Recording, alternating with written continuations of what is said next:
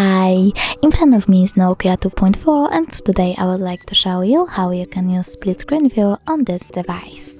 Start by opening chosen apps, for example browser and YouTube. Then click on the square button to open background apps and tap on the icon of an app. Select split screen. After that, tap on the other app, and now as you can see I can use both of them at the same time. If you want to go back from this mode, drag the first app upwards and click home button. Thanks so much for watching. If you enjoyed this video, don't forget to smash that like button, comment and subscribe.